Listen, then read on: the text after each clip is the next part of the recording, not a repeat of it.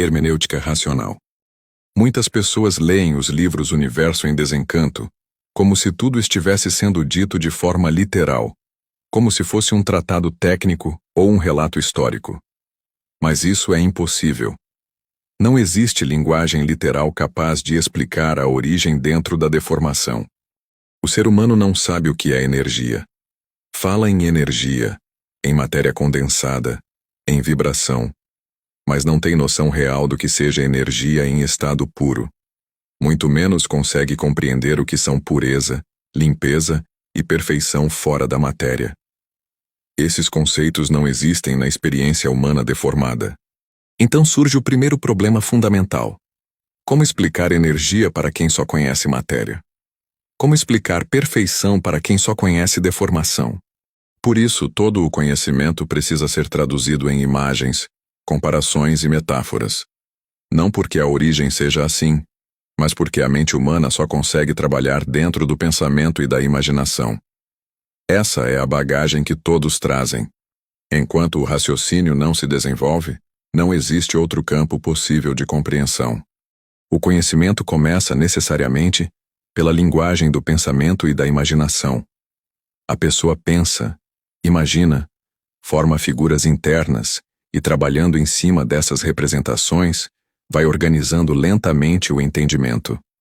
Essas metáforas não são a verdade final. São apenas degraus pedagógicos para que um ser ainda atrasado consiga se aproximar de algo que está muito acima da sua condição.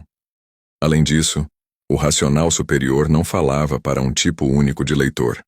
Ele fala para toda a humanidade, para pessoas de todos os níveis de instrução, desde o semi-analfabeto até o doutorado, para religiosos, filósofos, cientistas e até ateus.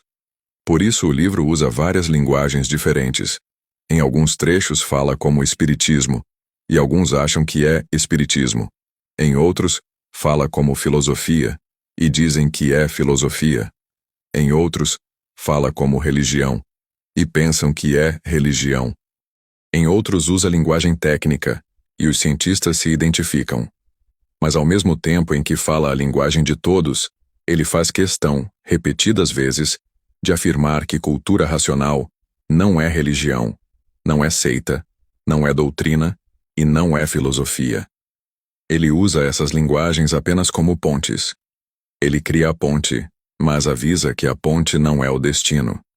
Ao mesmo tempo, ele explica o mesmo assunto de várias formas diferentes, por vários ângulos diferentes, em níveis diferentes de profundidade, não por confusão, mas por método, porque o que uma pessoa não entende de um jeito, entende de outro, já que não existem mestres e nem local de encontro. Esse conhecimento também é atemporal. Ele não foi feito apenas para esta geração.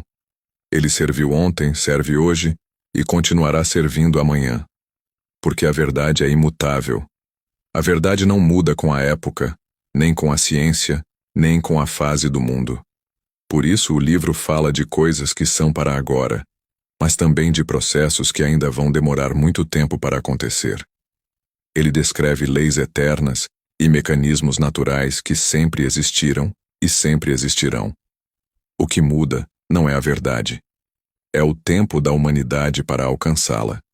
Outro ponto que gera muita confusão entre estudantes é o uso de páginas, volumes e frases decoradas. Mas isso, em si, não está errado. Cada pessoa tem sua técnica de estudo. Guardar frases, citar páginas, memorizar trechos não é um erro. O problema não é citar. O problema é se apoiar apenas nisso. Porque esse conhecimento não foi feito para ser sustentado por citações, mas por compreensão. O importante não é repetir a frase correta, nem ganhar uma discussão com número de página. O importante é chegar ao entendimento.